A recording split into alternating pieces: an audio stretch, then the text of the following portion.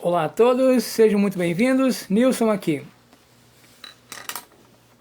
Hoje quero convidar vocês para uma reflexão sobre os nossos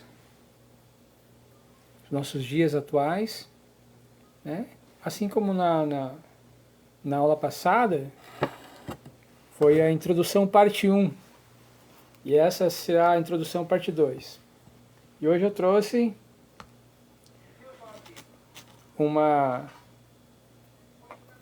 companhia agradável a todos os amantes de uma boa erva, a verdadeira erva, né? Essa erva que não precisou o Supremo Tribunal Federal legalizar.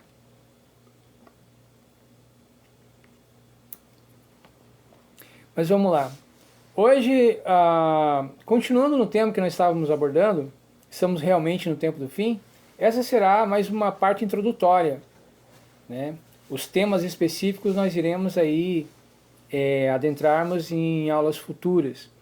Então eu quero preparar a todos vocês que me acompanham para que nós possamos ter uma visão não assim como se fosse um congresso ou um simpósio ou até mesmo uma conferência, uma pregação, onde são abordados os temas referentes aos acontecimentos do tempo do fim, segundo o texto sagrado e segundo nós entendemos nos dias de hoje, usando todos os recursos que temos à nossa disposição.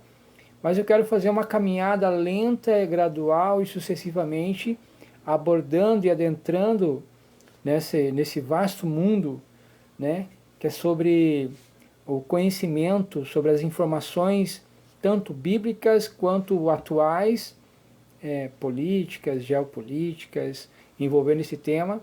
Então aí temos uma longa estrada. Não será uma abordagem como se fosse uma corrida de 100 metros, e sim uma maratona aí de muitos quilômetros a serem percorridos, ok? Então, gente, eu até poderia mudar o título da live, né? Poderia ser um chimarrão cósmico, né? Vamos tratar aí de coisas não somente terrenas, mas também transcendentais. Então, assim, poderia colocar, estamos realmente vivendo tempos do fim, embaixo, chimarrão cósmico, ou um negócio parecido assim. Muito se tem dito, se ensinado, se falado sobre o que realmente é essa tal de batalha espiritual. Tem até um título de uma Bíblia chamada Batalha Espiritual e Vitória Financeira. Lembra disso? Eu me lembro muito bem disso. Deixa eu pegar aqui um negocinho, gente. Rapidinho. Deixa eu colocar aqui. Aqui, aí. Só melhorar aqui nosso suporte. Vamos ver se vai ficar melhor.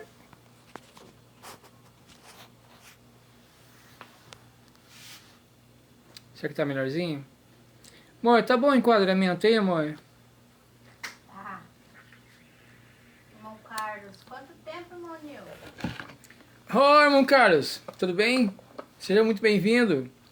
E aí, como é que tá, meu querido? Como é que tá a família aí? Continua fazendo aqueles salames maravilhosos, irmão Carlos? Isso mesmo.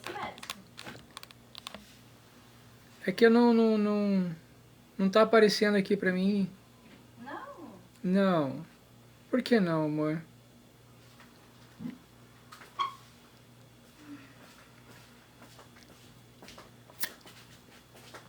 Clica. Ah, sim, já.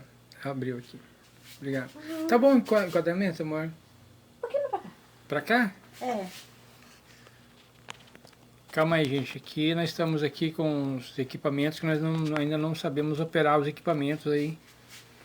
Que chegou aí, então. Maravilha. Obrigado, amor. Amor, quer uma cuia? Daqui a pouco. Tá. Quando quiser, me avise. Tá bom. Só não vai derrubar os equipamentos aqui. Então, muitos têm dito sobre esse assunto, algumas de forma interessante, que realmente você aprende sobre o assunto, mas o que mais nós vemos hoje aí, principalmente nas mídias sociais, são muita historinha para boi dormir. E eu não sou boi, e eu acredito que você também não seja. Então quero à medida do possível aqui ser o mais fiel às minhas convicções, à minha consciência, de estar abordando um assunto tão grave, tão importante, de forma intelectualmente honesta. Então vamos lá, vamos a algumas recomendações iniciais. Primeiro de tudo, pegue uma caneta e um papel ou um caderninho, né? Assim como eu fiz aqui alguns apontamentos. Também você pegue sua caneta e seu papel para anotar, né, as referências que eu vou passar, os conceitos que eu vou transmitir aqui. Se você ouviu um nome de um autor, um nome de um livro, de um texto bíblico, de um conceito diferente que você ainda não domine, não conheça, então você vai anotando, aí vai pesquisa na internet, ou manda mensagem para mim, comenta aí, deixa aí nos comentários. Eu também, a hora que acabar a live aqui, eu vou postar esse vídeo no meu Facebook, no meu YouTube. Você pode também ir lá, entrar no meu YouTube, rever, né? Eu vou criar uma playlist sobre esse tema. Vamos aí batalhar nesse campo, ok? E desde já, no início, como todos os bons youtubers fazem, né? Eu não sou youtuber, então não estou acostumado com isso, mas, né? Se você não for inscrito no meu canal, se inscreva no meu canal, já chega já dando joinha, já deixa um gostei, se não gostar também já deixa um não gostei. Compartilhe para que mais pessoas tenham acesso a essa informação. Eu tenho alguns inscritos no meu canal. Traz pra nós, o que é isso, amor? Irmão Carlos, estamos fazendo salame. Ô, irmão Carlos, eu quero também. Pode trazer aqui. Pode trazer uma bacia cheia. A minha esposa enricou e ela tá comprando bastante agora, verdade. Só eu que não enriquei ainda, mas ela já... Ela me formei em fisioterapia. Eu acho que a sua esposa, irmão Carlos e a irmã Ivanuse, gostam muito bem, porque, né? Agora você pode tratar bem a esposa, assim como todo bom marido, né? Precisa tratar bem a sua esposa e a sua família. Então, se inscreva no meu canal, deixe o seu curtir, o seu joinha, o seu gostei, compartilhe para que mais pessoas tenham acesso a esse conteúdo, ok? Vamos lá. O tema sobre os tempos do fim, esse assunto que não somente o texto bíblico traz, mas muitas culturas e a própria sabedoria secular, os próprios analistas, eles veem esse tema como algo grave, como algo importante e algo que parece que está prestes a ocorrer. Na parte 1 dessa introdução ao tema, eu comentei que muitas foram as sociedades de impérios passados que tiveram essa sensação de estar vivendo os últimos dias. Contudo, no decorrer do nosso estudo, você verá que eles tinham muitas evidências e muitos motivos, muitas razões pelas quais eles tinham essa sensação de estarem vivendo os últimos dias. Contudo, como nós veremos, para se estar nos últimos dias, para se reconhecer que estamos vivendo os últimos dias, muitos acontecimentos, muitos sinais, eles devem acontecer. Eles foram preditos que aconteceriam.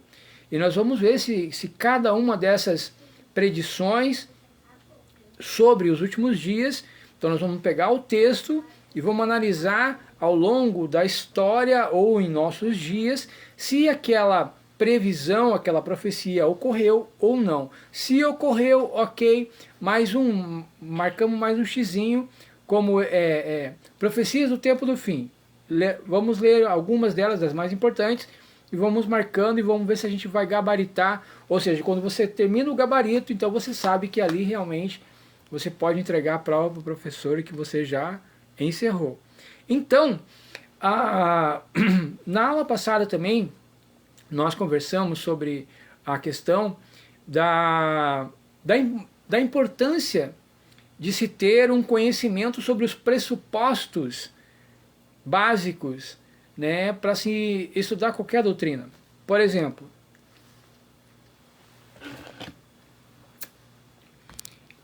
todo ponto de vista é visto de um ponto, ok? Todo ponto de vista é visto de um ponto. Ou seja, o entendimento das matérias, seja ele no campo filosófico, no campo sociológico, antropológico, teológico, bíblico, ele tem uma escola de interpretação. Essas escolas de interpretação, então, elas vão pegar os mesmos dados e vão criar doutrinas e entendimentos diferentes sobre aqueles mesmos dados. Um exemplo disso é sobre o conceito verdade.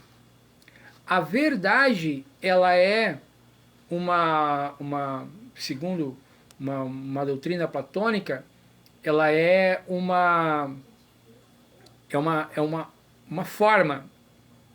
É uma forma. Mesmo nas sociedades antiquíssimas, quanto nas atuais, o senso de verdade não mudou. Porque a verdade é um dado da realidade, é um dado real. Então você não pode mudar a forma da verdade, o que você pode mudar é a narrativa. Você pode esvaziar o conceito da verdade e você dá uma outra explicação, uma outra justificativa. Mas isso se chama deturpação da verdade, e não a verdade como ela se apresenta. Então nós temos no campo dos estudos científicos, por exemplo, o campo da matemática, nós temos verdades eternas da matemática. Então as regras da aritmética, elas são formas eternas. Por quê? Porque 1 mais 1, uma unidade mais uma unidade, na eternidade, nos períodos antes do tempo cronológico ser feito, ou seja, nos tempos da eternidade, no mundo da eternidade, na realidade transcendental da realidade de Deus, que é a eternidade, então uma unidade mais uma unidade também sempre foi, e sempre será. Pegou a ideia? Então, há ideias, há coisas que são eternas, coisas que não são perecíveis, não são perenes, elas não se extinguem. Então, a verdade é uma delas. As regras da aritmética também são eternas. E também há as leis da natureza. As leis da natureza não foram os homens que criaram as leis da natureza. Eles apenas descobriram e nominaram elas, deram nomes a elas. Por exemplo,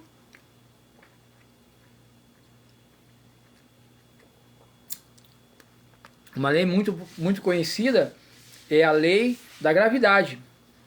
Não foi inventado pelo homem. O homem apenas descobriu que há uma força de atração no centro da Terra, que tudo que você joga para cima cai. Então essa lei da atração, então o homem deu essa lei da gravidade. Você pode tentar mudar o nome, você pode esvaziar o conceito, mas vai continuar, uma pedra sendo jogada para cima, vai continuar caindo para baixo. Ela não vai sumir no espaço sideral. Há outros planetas que têm uma gravidade inferior à nossa, né, que foram já descobertos aí pela moderna cosmologia. Mas nós sabemos que a gravidade aqui, e até um dos temas que nós vamos abordar mais para frente, é a questão das probabilidades de haver vida na Terra e vida em outros planetas. Calma que nós vamos passear aí pela história do que o homem tem descoberto aí em relação a muitos temas. Então, lançando os pressupostos básicos de nossa conversa, então eu quero que vocês saibam que eu, Nilson, sou cristão, então meu ponto de vista é cristão. Ou seja, o meu modo de interpretar o mundo é cristão. Então, é um cristianismo bíblico. Não é igual eu falei na aula anterior, que sabe aquele tal do isentão? Aquele que quer ficar bem na foto com todo mundo, aquele que, sabe, não, cada um tem a sua verdade, sabe, todas as religiões são verdadeiras, sabe, é o típico isentão, o isentão é o sem caráter. Por quê? Porque ele não tem a fibra moral suficiente para defender uma ideia, por desconhecer, por ser covarde, por interesse. Então tem uma série de razões que leva muitos a serem os tal dos isentões. Acredito que você, nem eu, pertencemos a essa raça de gente jaguara, como dizia meu pai. Então nós temos aqui, será uma conversa super tendenciosa. Né? Será uma conversa, sim, com partido, sim. E não é partido político. É o partido cristão. Né?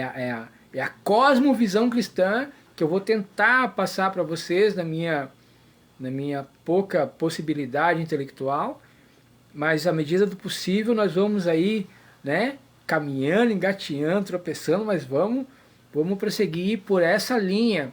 Então sabe que aqui tem muitas correntes de pensamento, principalmente aí ao longo da história da humanidade, surgiram muitas escolas de pensamento, principalmente grandes homens, grandes cérebros, grandes filósofos, pensadores, que deixaram assim uma marca indelével na história para o bem e para o mal. Né? Tivemos aí grandes cientistas que trouxeram avanços tecnológicos que melhoraram a nossa vida, mas também outros grandes cientistas que trouxeram, que a realização dos seus trabalhos trouxeram um grande mal. Por exemplo, Joseph Oppenheimer, que foi o criador da bomba atômica.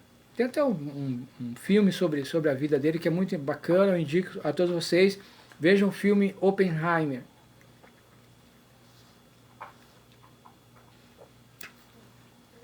Mas nós vamos ver que a cosmovisão cristã ela é muito interessante. Por quê? Porque ela é uma plataforma sólida, baseada em pilares que é a justiça e a verdade. E esse pilar da justiça e a verdade, onde se ancora a cosmovisão cristã, a filosofia cristã, então você consegue entender e olhar para o mundo com a interpretação que Jesus, que Deus nos deu. Então, não quero ser de forma alguma aqui trazer uma palavra de congregacional. É mais uma palavra de esclarecimento filosófico, teológico, bíblico sobre os temas que eu vou abordar aqui. Então, seja você cristão, católico romano, anglicano, tradicional, ortodoxo, ou até espírita, Testemunho de Jeová, Mórmon, presbiteriano, batista, Igreja da Graça, PIB, Videira, Lagoinha, Assembleia, independente da sua congregação, você é um cristão. Então, a cosmovisão sobre esse tema em específico que nós iremos abordar é uma abordagem cristã do tema, ok? Outro pressuposto interessante que eu quero compartilhar com vocês é que o meu entendimento sobre a veracidade das informações, eu acho que o grau de idoneidade de quem nos trouxe esse assunto, ele é de fundamental importância. Por quê? Naeli, ô Naeli, paz do Senhor, tudo bem? Minha prima linda, é a Nelly, né, amor? Sim. Paz do Senhor, primo. Paz do Senhor, prima, Deus abençoe. Compartilha aí, Naeli, compartilha aí, irmão Carlos, para mais gente ter acesso a essas informações bacanas. Além de papel e caneta, pegue sua cuia e seu chimarrão, né, que esse aqui é meu, gente. Se você quiser participar aí de um grupo de estudo, ou quiser vir aqui em casa, tomar um chimarrão comigo, conversar aí sobre esses temas interessantes, pode vir, viu? Minha casa está aberta para todos vocês. Só tem que passar pela minha sogra, pelos 40 cachorros, com uns 15 gatos, e pela minha esposa. Aí, se conseguir passar por todo esse exército aí, está tranquilo. Você entrou aqui, está tranquilo. Ainda, né? E a cunhada. E aí a cunhada, é verdade. Então, outra questão interessante, nós não vamos dar crédito à palavra de uma pessoa sabidamente imoral, sabidamente insana, sabidamente mau caráter, ou as pessoas que nós damos veracidade, credibilidade à sua palavra, são pessoas que têm um caráter público reconhecido, né? Então não podemos confiar na palavra, por exemplo, de um grande homem de Deus, de uma grande mulher de Deus, na mesma medida que vem aí uma pessoa com a vida que foi condenada pela justiça, que foi condenada em várias instâncias da brasileira ou internacional, né, corrupção, tráfico de influência, corrupção, lavagem de dinheiro. Uma pessoa assim não merece crédito algum, né?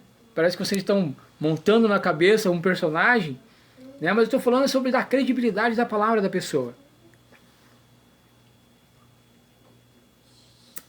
Então quem nos ensinou sobre esse tema possui o maior grau de credibilidade e idoneidade que um ser humano nunca pensou em conquistar e nunca conquistará. Quem foi que nos ensinou sobre esse tema, sobre os tempos do fim, sobre batalha espiritual? Foi o próprio Senhor Jesus. Dentro do cristianismo não há símbolo maior, não há referente maior. Eu acredito que eu falei na primeira aula sobre a questão de signo, significado e referente. O que é isso, Nilson? Bem, nós temos um signo. O signo é uma palavra. Por exemplo, elefante. Elefante é um signo. O significado, o que é? Você pega um dicionário, vai no dicionário e veja lá, elefante. É um bicho grandão que tem uma tromba grandona, um rabinho bem pequenininho, né, em relação, proporção ao tamanho dele. Tem lá 4 patas gigantescas e tal. Mas e o referente? A que se refere esse signo e esse significado? Pegaram? A questão de signo, significado e referente? O signo é a palavra que designa. O significado é o conceito. Ou seja, o signo, elefante. A que se designa essa palavra? É o significado, que é o conceito dicionarizado, vamos dizer assim. Né? Bicho de 4 patas, grandão, esquisito, mora lá na Amazônia. Mora lá na Amazônia, da África subsaariana. Mas e o real? E o referente real? É o bicho elefante. Quando você abre um dicionário e vê a palavra elefante, não vai brotar um elefante lá de dentro. né? Vai ter só o signo e o significado, mas o referente não vai ter. Então nós vamos trabalhar com essa linha de realidade. Vamos trabalhar mostrando a realidade. E Jesus, ele é real. Tem um grande psicólogo brasileiro que ele já havia feito algumas biografias sobre as maiores mentes da humanidade, e então ele pegou e resolveu, e na época ele era um militante ateu, ele resolveu falar sobre a mente mais controversa que já houve, que é esse tal de Jesus. Ele falou assim, ó, eu vou provar pelo método científico de investigação que esse tal de Jesus não existe, nunca existiu, é impossível. E conforme ele foi pesquisando os dados de pesquisa, os dados históricos, os dados, e ele fez como se fosse assim um perfil psicológico para ver se aquelas ações, aquelas atitudes, se a narrativa dos evangelhos e do livro histórico, das cartas e epístolas do Novo Testamento, ela poderia sugerir algo diferente daquilo que ele queria descobrir. Ele queria provar a inexistência de Jesus. Só que os dados coletados durante essa trajetória, dessa pesquisa dele, então ele descobriu que não, que realmente aquele homem histórico, Jesus, existiu, que o perfil psicológico, não só dele, mas dos discípulos deles, são condizentes de pessoas reais, que tiveram uma transformação ao entrar em contato com essa grande personalidade, e que foram transformadas totalmente.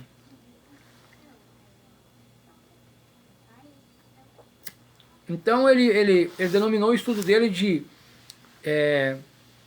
Análise da Inteligência de Cristo. São 5 livros bacanérrimos que eu não vou lembrar o nome do autor. Meu Deus do céu. Amor, pesquisa aí. Augusto Cury, lembrei. Augusto Cury, Análise da Inteligência de Cristo. São 5 livros que eu super recomendo. Aí, ó, primeira recomendação bibliográfica. Pega aí uma caneta, um papel, anota aí. Análise da Inteligência de Cristo, por Augusto Cury. Você vai ver que é um livro maravilhoso, onde você vai entendendo a psicologia de Jesus. Olhada, lógico, de forma anacrônica, de forma aqui do futuro, no caso, né? Olhando para o passado, usando as técnicas de pesquisa científica, historiográfica que nós temos hoje, e analisando o perfil daquelas pessoas daquela época. Então aí para qualquer ateu militante que queira ter subsídio para fazer uma crítica intelectualmente honesta, porque nós já sabemos que nenhum ateu é intelectualmente honesto, porque eles escondem os dados contrários à ideologia maligna e nefasta que eles defendem. Então eles escondem os dados, mas quando você vai atrás dos dados, você encontra esses dados que mostram que realmente Jesus existiu, foi uma pessoa real, que as pessoas que tiveram em contato com ele foram realmente transformadas. Então aí nós temos o Ramon. Ramon, seja muito bem-vindo, Ramon. Boa noite. Compartilhem. Peço para que vocês compartilhem essa aula aqui. Que eu preparei com muito carinho para vocês, viu, gente? Não tenhamos pressa, vamos devagar. Como diz o ditado, devagar com andor que o santo é de barro.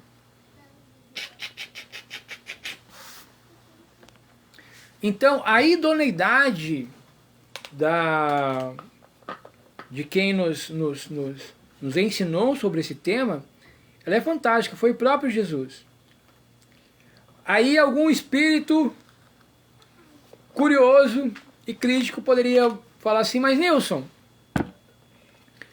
Jesus não escreveu nenhum livro. Logo, ele não tem autoridade para falar sobre o assunto.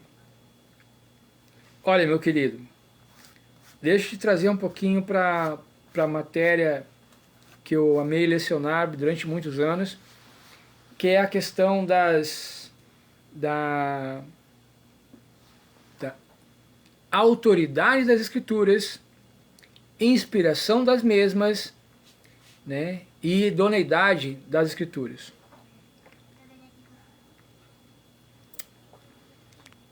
Como eu pertenço a uma escola de pensamento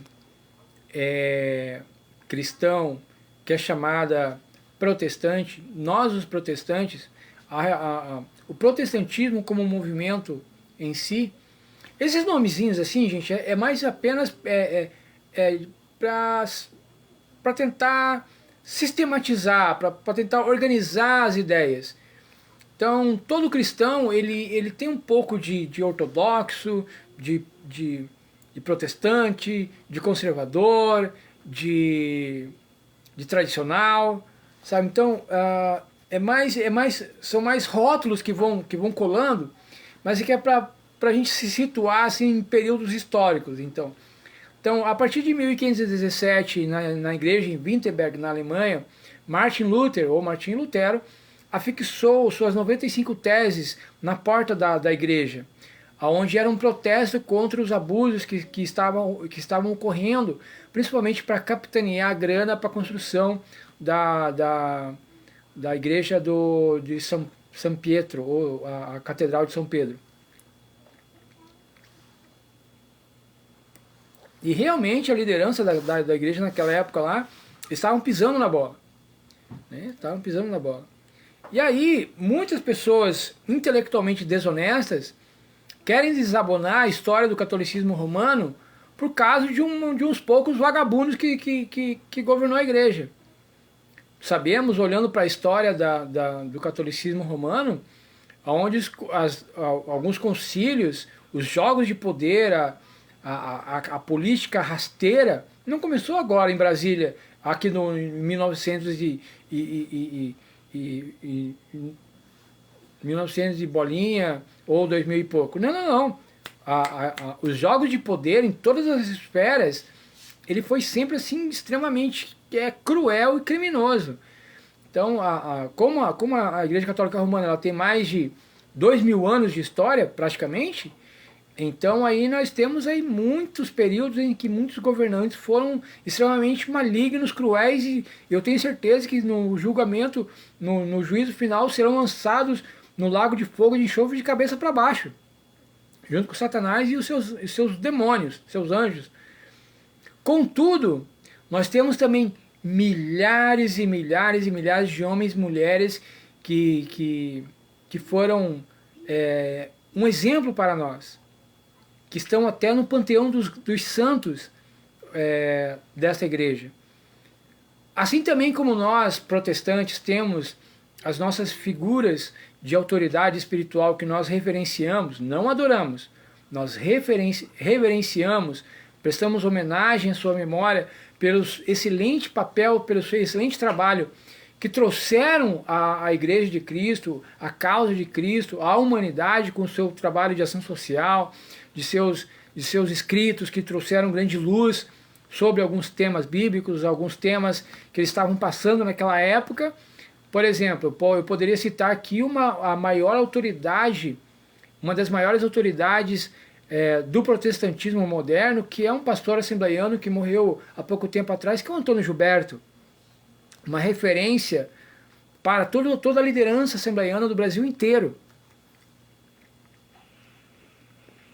E nós lembramos, eu lembro que eu tive, o primeiro contato que eu tive com ele foi um livro que eu comprei dele. Comprei não, eu ganhei esse livro. Não, minto, eu emprestei esse livro, que era o Manual da Escola Bíblica Dominical.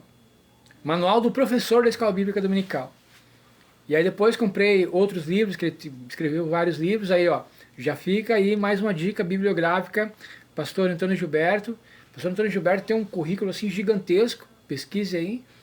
E tem muitas obras literárias, muitos bons livros, que é o Calendário da Profecia, tem tantos outros bons livros. E então todo líder assembleiano, que é a Assembleia de Deus é a maior igreja pentecostal do Brasil e provavelmente do mundo, né? Temos mais aí nas fileiras, temos mais de 24 milhões de membros no Brasil e no mundo. Então aí é uma boa parcela da sociedade. Então temos uma boa representatividade na sociedade.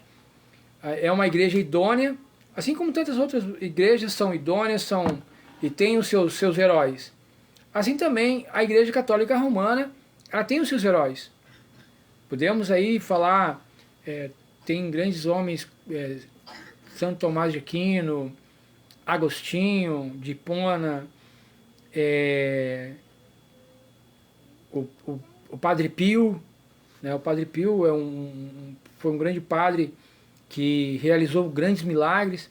Certa vez chegou uma menina que era cega de nascença, e ela pediu para que ele orasse para que ela voltasse, para que ela começasse a enxergar, e Deus, através da oração do Padre Pio, restaurou os olhos, restaurou a visão dessa menina. Então fora o Padre Pio, tem centenas de milhares, assim, são toneladas e mais toneladas e mais toneladas de evidências, como a mente cientificista de hoje fala assim,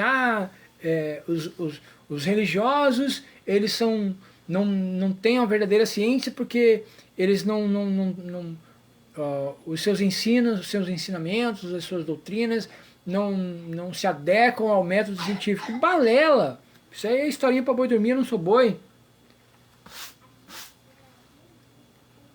Temos centenas e centenas de milhares de evidências de milagres, tanto na história da raça humana, quanto nos dias atuais. Eles que não querem ver e escondem. Então, a nossa interpretação da Bíblia Sagrada, ela está ancorada, né, na idoneidade de quem inspirou os grandes livros da Bíblia. Então, a nossa confiança que a Bíblia Sagrada, ela é a verdade, ela não apenas contém a verdade, mas ela é a verdade, é que se você pega tanto o primeiro livro a ser escrito, quanto o último livro a ser escrito, parece que o autor é o mesmo, mas os autores humanos são aproximadamente 40, né? Ou mais de 40, dependendo de algumas bíblias aí. Mas o autor, parece que o autor é um só. Então nós entendemos que a Bíblia Sagrada, ela foi escrita por dezenas de pessoas diferenciadas, mas que a inspiração vem de uma só pessoa, o Espírito Santo.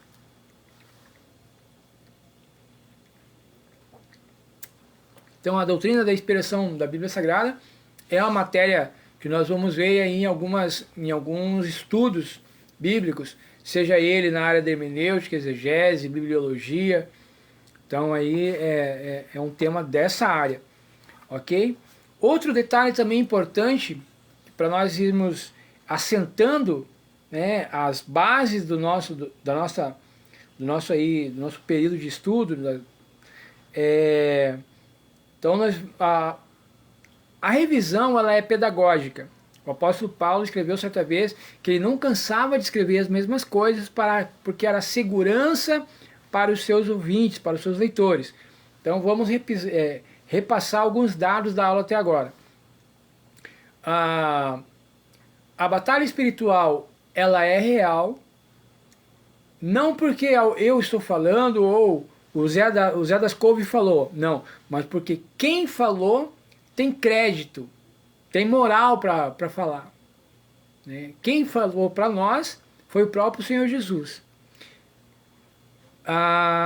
Outra coisa, nós vamos analisar esse tema de batalha espiritual e tempos do fim, ancorados numa cosmovisão cristã. E a cosmovisão cristã, ela é ampla, ela é gigantesca, ela aborda todas as áreas do saber humano, todas as áreas do saber humano. Desde você ter um relacionamento com o seu amigo, com o seu empregado, com o seu patrão, com os seus amigos, com os seus familiares, com sua esposa, seu esposo, né, o seu relacionamento com Deus. Quanto o seu relacionamento consigo mesmo, que é a questão do caráter e ética. Ética, melhor, ética e moral. Essa distinção que eu fiz. O comportamento seu em relação aos outros, isso aí se chama ética. E o relacionamento com você mesmo se chama moral. Então, a Bíblia vai tratar tanto dessas questões mais pessoais, né, mais individuais, quanto questões assim abrangentes. Por exemplo, a questão da cosmologia, o estudo do cosmos, a questão do estudo sobre o comportamento humano como um todo, o estudo de realidades transcendentais, cósmicas, o estudo do ser de Deus, o estudo da pessoa do Espírito Santo, da pessoa de Jesus, o estudo da questão sobre a veracidade das profecias bíblicas, o estudo sobre a criação de uma entidade que não existia antes de Jesus, que era a igreja, o papel dos agentes dessa igreja, que somos você e eu. Então aí nós temos aí a cultura cristã, a cosmovisão cristã, ela é ampla, ela é gigantesca. E aos poucos eu vou dando uma pincelada em uma matéria aqui, porque todas as matérias bíblicas elas vão se tocando, elas vão se convergindo, elas vão... Por quê? Porque pertencem ao mesmo ambiente, né, que é o ambiente das coisas espirituais. Outra coisa que eu queria deixar muito bem clara, muito bem assentada nessa introdução parte 2, é a questão que o estudo das coisas do fim, ou a escatologia bíblica, ele é apenas um subtema, como foi dito na introdução parte 1. Por quê? Porque ela está dentro de um tema maior. Dentro das áreas do saber humano, nós temos subtemas. Por exemplo, na área da medicina. A medicina é um universo de conhecimento. Dentro desse universo de conhecimento, tem muitas especializações da área. Pediatria, obstetrícia, neurologia, tem a questão da cardiologia. E dentro dessas matérias, né, desse universo, então eles dividem, né, esse é um universo unido. Aí você pega esse universo, para você compreender ele, você divide ele. Você não elimina as partes divididas, mas para você observar melhor cada tema. E aí cada pedaço é uma área de especialização. Então, um neurologista não pode falar que ele é melhor que um pediatra. Ou um obstetra não pode falar que a área dele é mais importante que a cardiologia, porque elas se interconectam. Ok? Pegou até aqui? Então, da mesma forma, o universo do conhecimento de Deus, o universo do conhecimento da Bíblia Sagrada, ele é assim também. Nós dividimos os ensinos bíblicos em temas para melhor entender aquele tema em particular. Mas ele não pode ficar...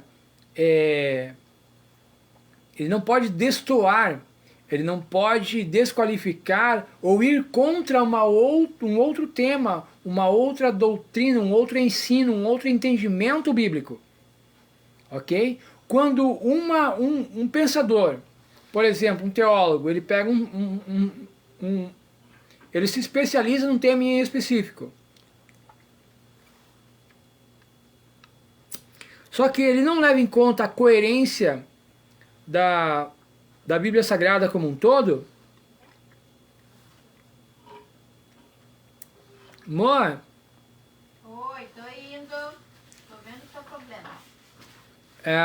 como um todo, então ele vai causar uma distorção no seu entendimento sobre aquele tema. Logo, o que que vai acontecer? Pode ser depois, amor. Pode ser depois, pode ir. Uhum.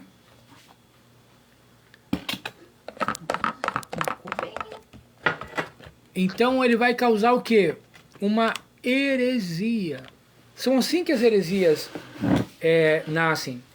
Então, por exemplo, o islamismo, ele é herético? Não.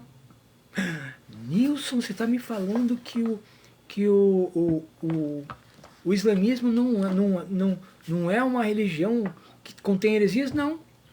Por quê? Porque é uma outra religião. Só pode ser heresia aquelas falsas doutrinas dentro do nosso mundo, da nossa religião, da nossa cosmovisão, da nossa cultura.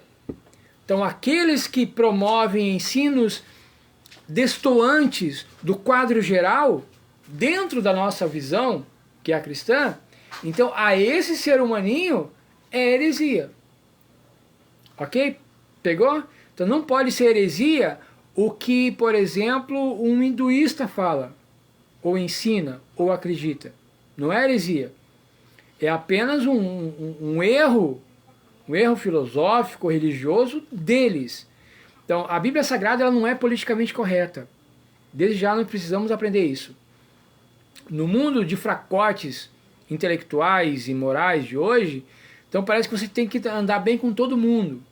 Você tem que agradar gregos e troianos. E não tem como agradar gregos e troianos.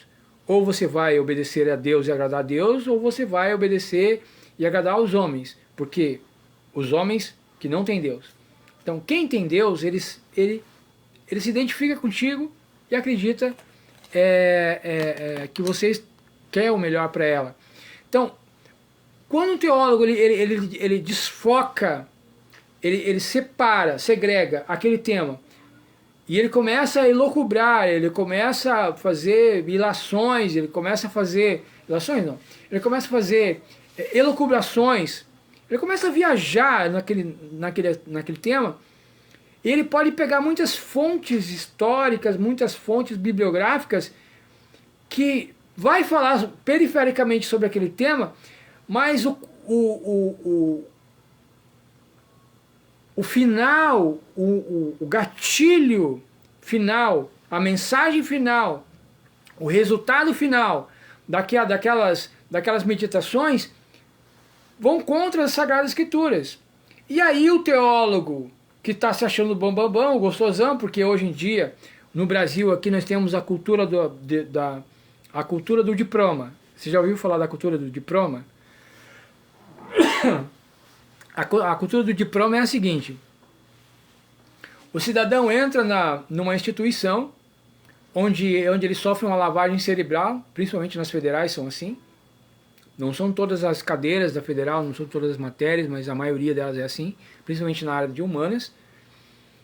E aí ele é imbecilizado, ele é idiotizado durante 4, 5, 6 anos lá dentro. E aí sai achando que o mundo, que a realidade do universo se apresenta como verdade pelas lentes sujas, embaçadas, que ele adquiriu lá na faculdade. Então, a maioria da mídia, é por isso que todo cristão que se preze, ele tem que pegar a assinatura de canais, assim como o Globo News, Folha de São Paulo, e queimar e jogar fora. Não presta, isso aí é lixo. Isso aí está te idiotizando. Porque são repórteres, são jornalistas, são profissionais que ficaram 3, 4, 5 anos numa faculdade treinando para manipular, para te manipular a verdade, manipular a informação, porque tem um jogo de poder por trás disso. Então nós vamos ver aí, quando nós chegarmos à questão da geopolítica, o Brasil e no cenário mundial, nós vamos ver que o Brasil sofre interferência direta de nações estrangeiras, de filosofias estrangeiras, que querem nos dominar, nos subjugar, tirar a nossa autonomia, tirar a nossa independência, tirar a nossa autoridade e passar a organismos internacionais. E para isso eles precisam construir um cenário. Então a Globo, até a própria Record, a Bandeirantes, elas são assim, ó, são veículos de desinformações que estão a serviço de um plano de um globalismo. Não confundir com globalização. Mas esses são temas para as próximas aulas. Então eu só estou dando assim, pensando, né, alguns temas aí que nós iremos desenvolver e assentando as bases das nossas observações. Então todo pesquisador, todo analista, todo teólogo, todo filósofo, que ele vai abordar um tema, mas ele se esquece da realidade, a realidade para um filósofo verdadeiro, a realidade é o mundo como ele se apresenta. Quando ele deixa de observar o mundo como ele se apresenta, e ele começa a virar piolho na cabeça dos outros, ou seja, o que Descartes disse, o que Friedrich Nietzsche disse, o que outros, Karl Marx disse, o que outros grandes filósofos que viajaram na maionese disseram, então ele vai fazer uma leitura totalmente errada de mundo. Por exemplo, nós temos uma ideóloga aí, uma auto-intitulada pela, acho que, não sei se é federal ou é a PUC de São Paulo, que deu esse título para ela de bacharel, mestre ou doutora em filosofia, a Marilena Chauí. Né? Se você ouvir aquela senhora falando, você entra em pânico. Você fala, como é que é possível um ser humano pensar assim? Mas é esse tipo de gente que está aí na grande mídia, querendo ditar, jogando aí regras morais para a sociedade, mas é uma moral totalmente deturpada, esvaziada do conceito real de moral, né, que é o conceito levantado por Sócrates, que debatia na praça sobre o que era a justiça, o que era a verdade, o que é o bem, né? Eles não sabiam, mas o Platão ele conseguiu sintetizar isso, que são as formas ideais. Então a forma de bondade, a forma da moral, a forma da justiça, a forma do que é o bem, do que é o direito, elas são eternas, elas não mudam. Então todo filósofo, todo pensador que vai em busca para realmente conhecer, pegar nos dados da realidade o que significa isso, ele vai chegar em Cristo. Ele vai chegar nos ensinamentos de Jesus, mesmo não conhecendo Jesus, como foi o caso de Sócrates, Platão e Aristóteles. E quem conseguiu fazer essa leitura, ligando os pontos dessas doutrinas, foi Agostinho, foi São Tomás de Aquino, que foi o maior expositor filosófico da igreja, e um dos maiores até hoje. Ninguém conseguiu sintetizar e sistematizar a fé racional, né? Como São Tomás de Aquino já tá no meu mapa da ignorância, essa bibliografia, que são os escritos da patrística, dos pais da igreja, e também especialmente os escritos de São Tomás de Aquino, que temos aí grandes obras maravilhosas que daqui uns dias vamos ter aí para compartilhar com vocês algumas coisas que pertinentes a esses temas que nós estamos pesquisando. Então, como um pesquisador, eu preciso sim ir a muitas fontes de informação, não somente a Bíblia Sagrada, mas principalmente a Bíblia Sagrada, mas a outros grandes escritos, a grandes outros pensadores, a outros grandes fontes de informação, mas não me esquecendo da coerência. Porque quando você esquece os preceitos fundamentais de regras de interpretação dos temas bíblicos, você comete as maiores atrocidades, a ponto de a negar a existência física de Jesus, a ponto de negar a sua divindade. Por exemplo, a primeira foram os gnósticos, que negavam que Jesus possuía um corpo físico, porque eles acreditavam que tinha uma filosofia grega que falava que a divindade, que a matéria ela era algo mal, ela era algo perverso. A matéria física, o corpo físico humano não prestava para nada. E o que importava era apenas o imaterial, a alma, né? Somente era o transcendental, o espírito humano. Então o que você fizesse com o seu corpo, meu querido, o gnosticismo não estava nem aí.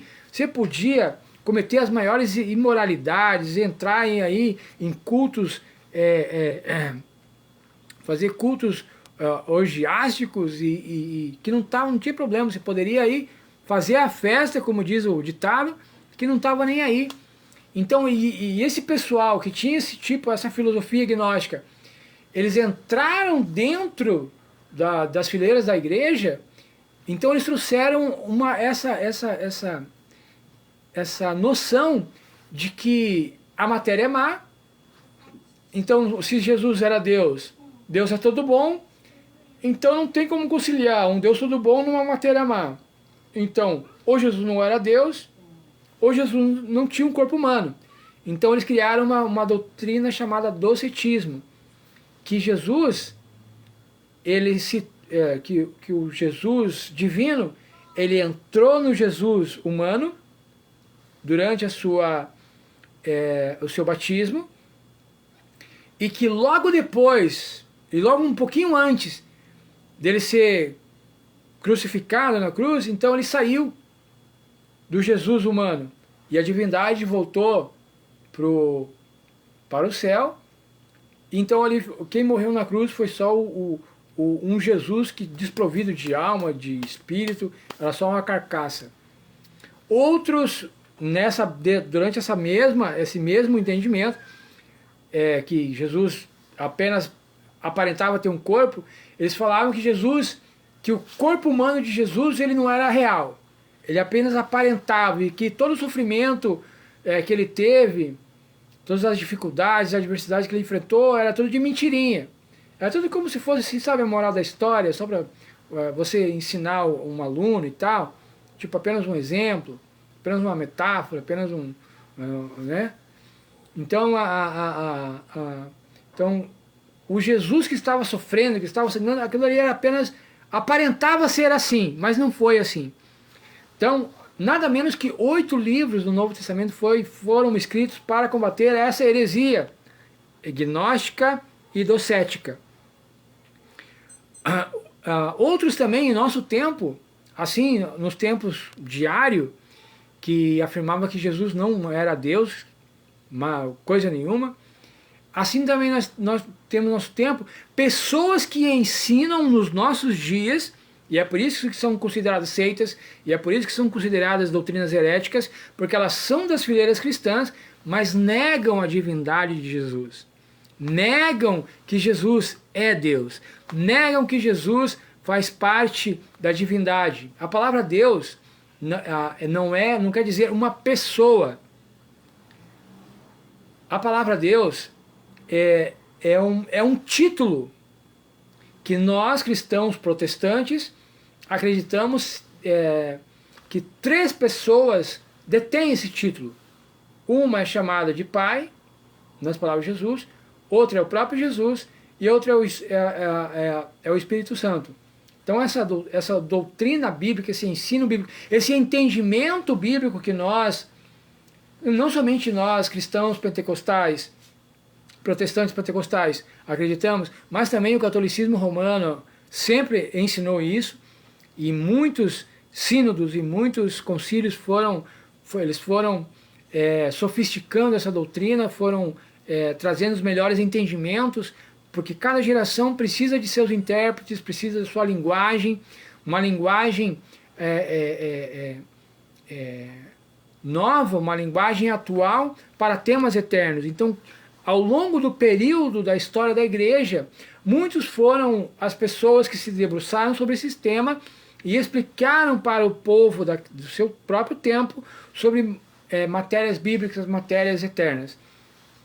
Então esse é o nosso conteúdo, esse é o nosso caminho por onde nós iremos fazer essa abordagem. Então lembra que eu falei da medicina e seus vários especializações, assim também a Bíblia Sagrada é um universo, que tem vários temas, mas cada tema não pode se contradizer a outro tema. Isso é uma chave, isso é uma regra hermenêutica. A hermenêutica é a ciência da interpretação da Bíblia Sagrada.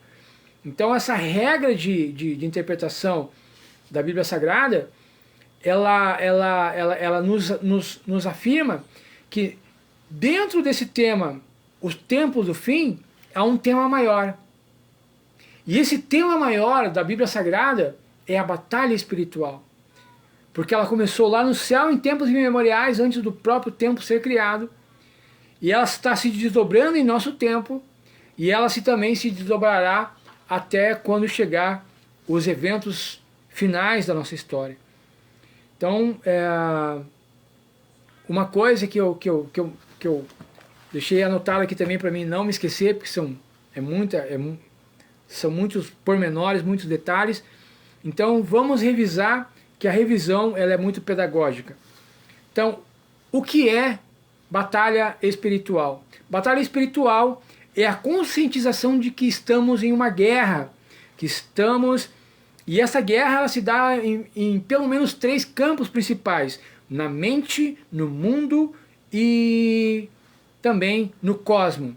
Na nossa mente, então nós temos uma batalha interna, é aonde a Bíblia Sagrada e ela vai trazer inúmeros textos falando que este reino do mal, que o reino do mal existe, que esse reino do mal ele é organizado, e tem uma hierarquização de tarefas entre eles, e que esse reino do mal ele interfere, ele entra em contato com a nossa realidade e ele interfere a você e a mim individualmente. A Bíblia Sagrada vai falar isso. Então nós vamos ver nas próximas aulas como é que funciona o reino espiritual, tanto do lado do bem quanto do lado do mal. Como é hierarquizado o reino do bem e como a Bíblia traz à luz a hierarquia do reino das trevas. Então, se você acha que eu estou ficando louco, chama o meu mestre de louco, porque foi Jesus quem falou que existe um reino, que existe um príncipe deste reino, que existe uma organização deste reino, que eles têm legiões a seu dispor. Foi Jesus que ensinou, não é eu só estou apenas repassando para vocês neste momento. Então são 3 grandes frentes de batalha na nossa mente, no mundo em que vivemos, e nós vamos aí, quando nós chegarmos nesse período, nesse tópico que é a atuação do reino, tanto de Deus quanto das trevas, no nosso mundo, nós vamos ver como é que Deus, ao longo da história, influenciou governos e governantes para o bem, e como é que Satanás ele influencia reinos, né, para o mal. Então aí nós vamos ver um pouquinho de geopolítica, que vai ser matérias que nós vamos tratar mais de dados atuais sobre o tema. E também uma batalha cósmica, que é onde a Bíblia Sagrada vai trazer textos muito interessantíssimos, que ela vai falar que assim como houve uma batalha no passado, assim também haverá uma batalha no futuro, que vai ser não somente no nosso mundo físico, mas também no campo cósmico, no campo transcendental e imaterial. E sobre o destino da raça humana, será aí que, se Deus nos der a graça, a oportunidade, a saúde para nós continuarmos abordando esse tema, então nós vamos ver aí como é que a Bíblia Sagrada ela vai trazer esses temas para nós melhor aprendermos. Então estamos indo para as nossas considerações finais aí sobre a introdução parte 2. E eu quero que vocês não fiquem preocupados, não se atemorizem, não fiquem pensando que o inimigo de nossas almas, que Satanás é tão poderoso que vai destruir você e a sua família, somente se ele quiser, assim que ele estalar o dedo você está destruído. Não. A palavra de Deus, ela nos orienta para que devemos trazer à memória aquilo que nos dá esperança. E a palavra de Deus é a esperança. Jesus é a nossa esperança. Então, esses estudos que nós estamos proporcionando e compartilhando com vocês, é para trazer esperança, para trazer força, para trazer coragem, para trazer ânimo a você, a sua alma, ao seu espírito, para que você saiba que se existe um reino das trevas e existe o reino da luz. E que o reino das trevas não chega nem nos pés do reino da luz. Então eu quero que você saiba que o nosso Deus, Ele é um Deus que nos dá força, um Deus que nos dá esperança, um Deus que nos deu a vitória. E eu quero compartilhar com vocês um texto bíblico para fechar o nosso estudo de hoje. Abra sua Bíblia comigo em João 17.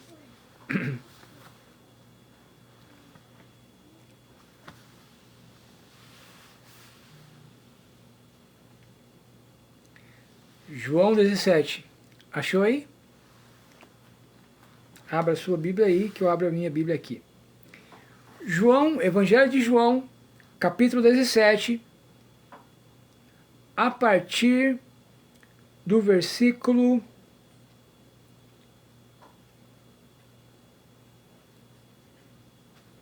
2. 17:1, que é para a gente pegar o contexto geral. É a oração que Jesus faz. Jesus falou essas coisas. João 17:1. Jesus falou essas coisas e, levantando os olhos ao céu, disse: Pai, é chegada a hora. Glorifica teu Filho, para que também o teu Filho te glorifique a ti. Assim como lhe deste poder sobre toda a carne, para que dê a vida eterna a todos quantos lhe deste, e a vida eterna é esta, que conheçam a ti só, por único Deus verdadeiro, e a Jesus Cristo a quem enviaste. Eu glorifiquei-te na terra, tendo consumado a obra que me destes a fazer, e agora glorifica-me tu, ó Pai, junto de ti mesmo, com aquela glória que tinha contigo antes que o mundo existisse. Continua Jesus, no versículo 6. Manifestei o teu nome aos homens que do mundo me deste. Eram teus, e tu me os deste, e guardaram a tua palavra. Agora, já têm conhecido que tudo quanto me deste provém de ti, porque lhes dei as palavras que me deste, e eles as receberam, e têm verdadeiramente conhecido que saí de ti, e creram que me enviaste. Verso 9. Eu rogo por eles, não rogo pelo mundo, mas por aqueles que me deste, porque são teus. E todas as minhas coisas são tuas, e as tuas coisas são minhas, e nisso sou glorificado. E eu já não estou mais no mundo, mas eles estão no mundo, e eu vou para ti. Pai Santo, guarde em teu nome aqueles que me deste, para que sejam um, assim como nós. Estando eu com eles no mundo, guardava-os em teu nome, tendo guardado aqueles que tu me deste, e nenhum deles se perdeu, senão o filho da perdição, para que a Escritura se cumprisse. Mas agora vou para ti e digo isto no mundo, para que tenham a minha alegria completa em si mesmos. Deles a tua palavra e o mundo os odiou, porque não são do mundo, assim como eu não sou do mundo. Não peço que os tire do mundo, mas que os livre do mal. Olha que oração maravilhosa que Jesus estava fazendo aos seus discípulos. Então, você e eu somos discípulos de Cristo. O Senhor nos prometeu a vitória, nos deu a vitória. Então, não se turbe o vosso coração. Não fique preocupado, não se atemorize. Estes temas, por mais escabrosos que sejam, eles estão sendo comentados e analisados por mim, mediante ao estudo de muitas fontes, principalmente da Bíblia Sagrada, mas também de grandes homens e mulheres de Deus, de grandes filósofos de nosso tempo e de tempos passados que se debruçaram para nos trazer um melhor entendimento das coisas de Deus.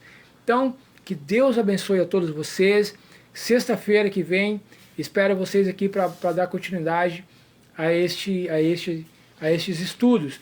Peço que, mais uma vez, compartilhe. Se não for inscrito no meu canal, se inscreva. Deixe o seu joinha ou não gostei. Divulgue aí para que mais pessoas tenham acesso, né? E se ajude a se inscrever no meu canal se gostar do meu conteúdo, para que mais pessoas tenham acesso a um bom entendimento sobre batalha espiritual e o tempo do fim. Até a próxima, querendo Deus. Fui!